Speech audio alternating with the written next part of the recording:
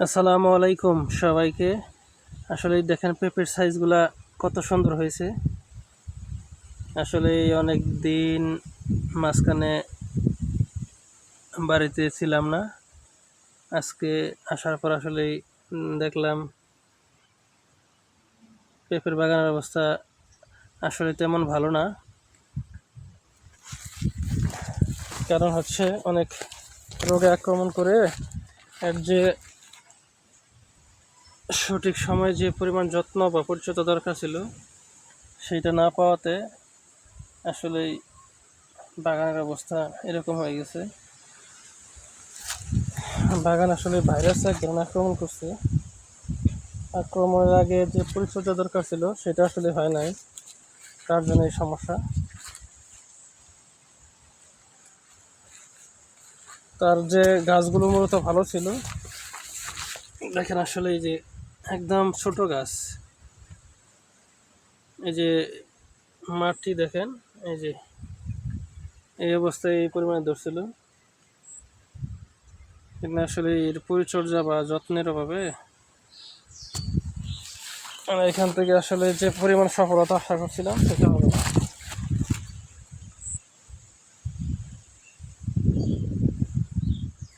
এই দেখেন পেঁপের সাইজ।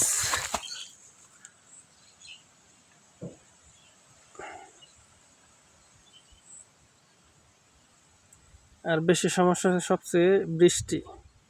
এই বৃষ্টির কারণে জমিতে দেখেন এই যে ঘাস, যে একটা নিজের দিয়ে পরিষ্কার করা সেটা আর হয়ে ওঠে নাই। কারণ জায়গা হচ্ছে অনেক বড়, দেখা যায় এখানে লোকের সংকট, এরকম লোক পাওয়াই যায় না, কাজের লোক।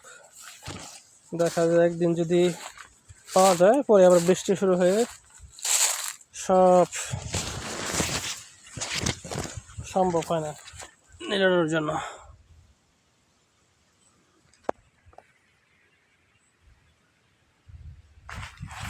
দেখেন এগুলোর সাইজ 1-1.5 কেজি করে হয়ে গেছে অলরেডি।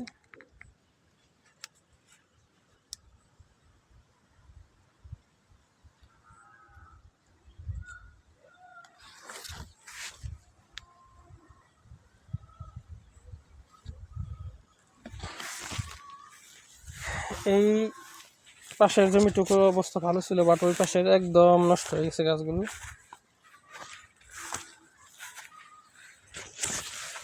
কারণ আমি তো আসলে এখানে সময় দিতে পারি না। হ্যাঁ, তাহলে হয়তো গাছগুলো তো নষ্ট হতো না।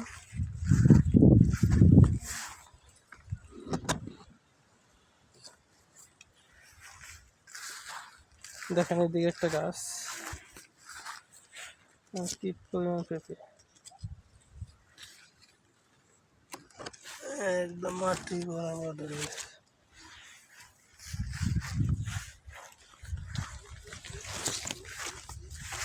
দেখেন সাইজটা কি, দেখেন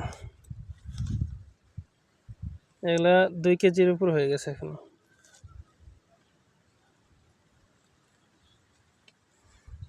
একদম গাছ দেখেন কি চিকন, আর পেঁপের সাইজ দেখেন।